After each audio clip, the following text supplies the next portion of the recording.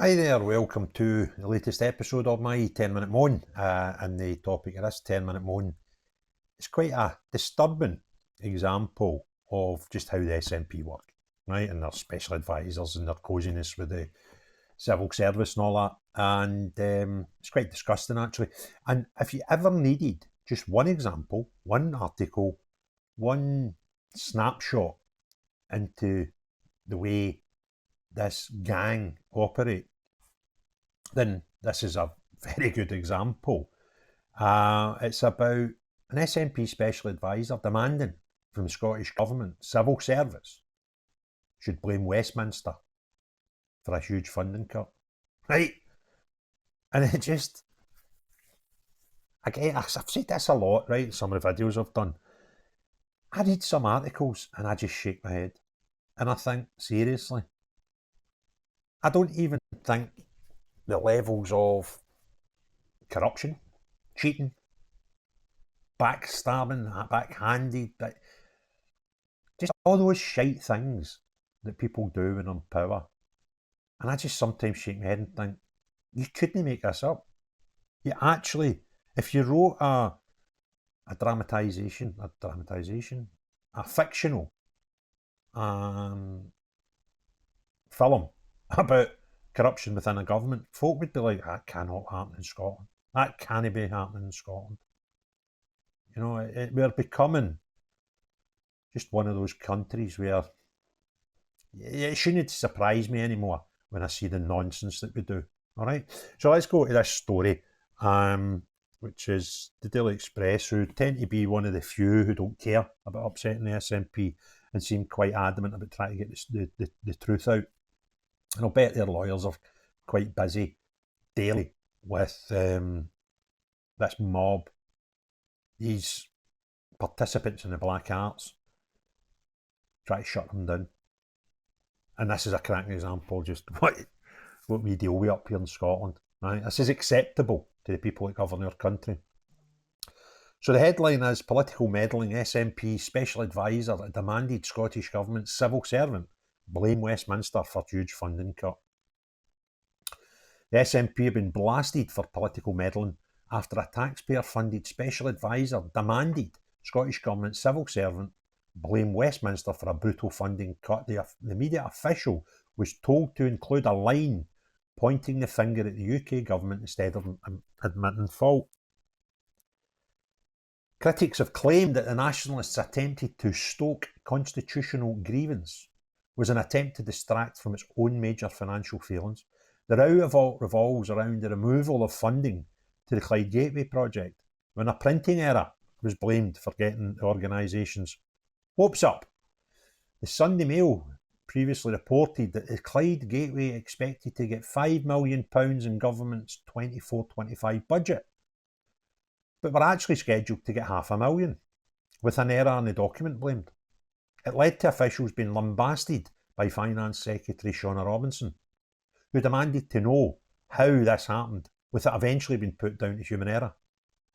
Numerous media... human error? They put a zero in the wrong place. You'd think somebody looking at this document would think Clyde Gateway, £5 million, that looks like a lot of dough, right? When it was originally meant to be £500,000. Numerous media organisations asked the government to comment on the situation, with the press officers outlining a draft response to send to them. But they were ordered to add a line in blaming the UK government for the removal of funding.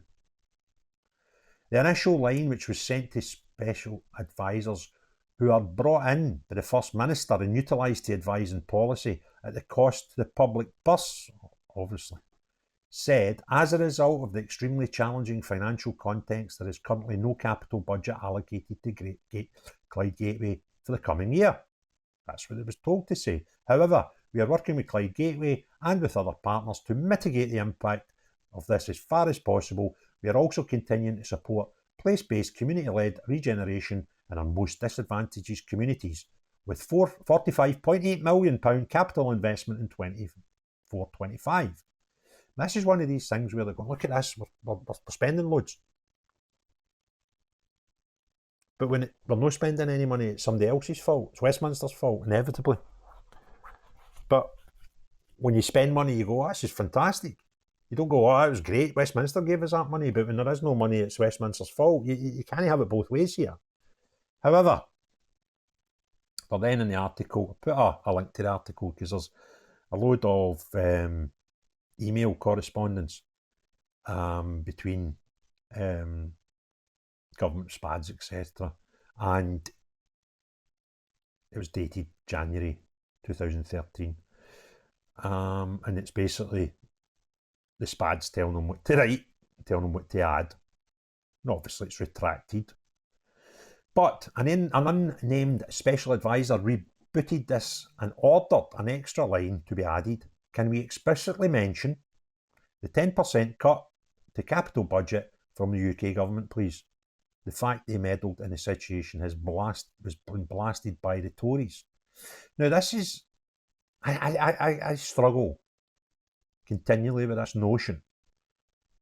What happens, for those who are not aware, the UK government collects taxes for everybody. VAT, PAYE, all that money, and then it goes into a pot. And then there's certain things that the UK has to pay for everybody's benefit, like defence, right? That's not a devolved power by Holyrood or the assemblies in Northern Ireland or Westminster. So they take a bit off, right? They then use a thing called the Barnett formula to decide how much the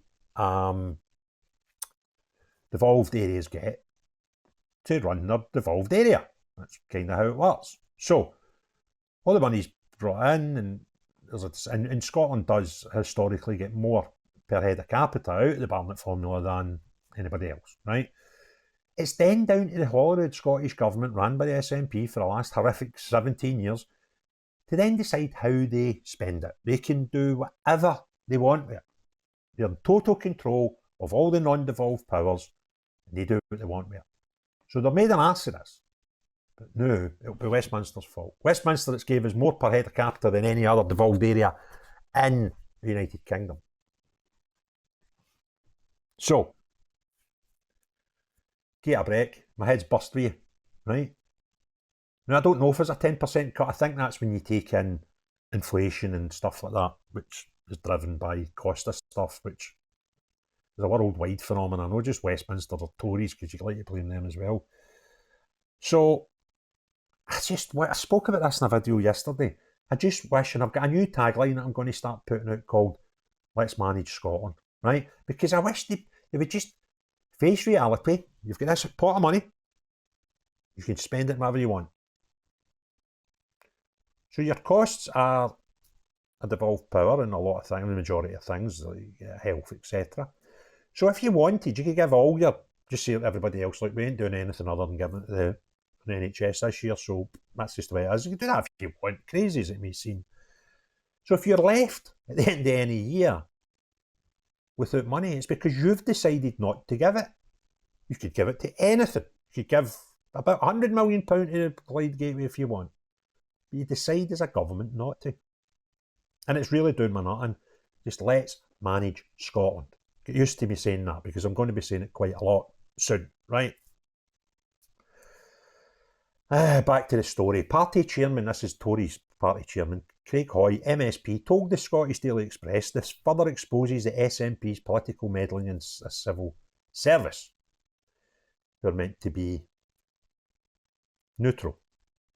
It is wholly unacceptable that a nationalist spin doctor ordered a government press officer to include a line in response to a media inquiry that was designed to deliberately stoke constitutional grievance.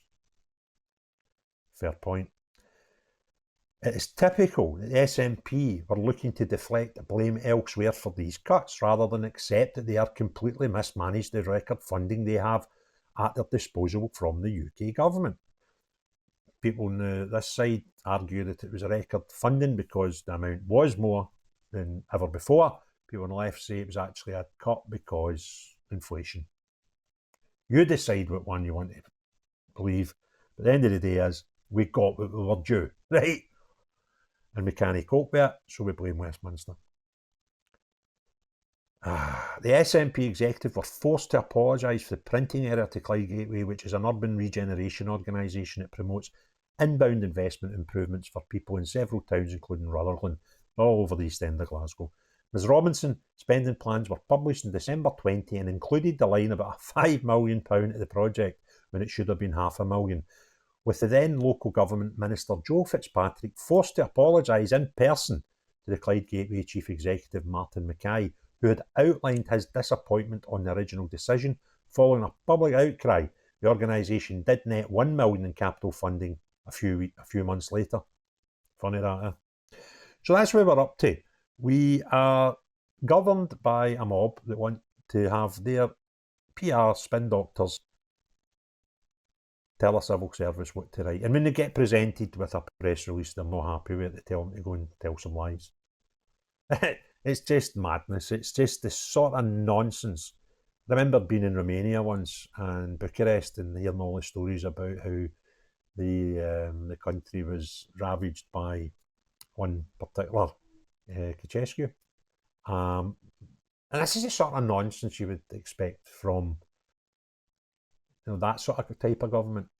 And it saddens me that, it's actually the Scottish government we're talking about. They are, I don't know, I'm giving up the will to live with this nonsense. It's just frightening. By the way, just a wee word of warning, when I say I'll give up the will to live, I'm not attempting suicide, so just in case I disappear through the night, it's no one down right. And I don't have an upstairs. So anyway, that's what we're up to. That's what we're dealing with here. And let's manage Scotland, folks. Let's get rid of them. Let's just be revolutionary in terms of how we operate as an area of the world. Let's denounce this nonsense. Let's paint a new type of governance. More people led, less party led. I would like that. Okay, so if you liked the video, please give it a thumbs up. If you've not already done so, please consider subscribing to the channel, and most importantly of all, let's show these nutcases in this ever degenerating SNP party that control their country. Everybody else, have a great day. Cheery bye now.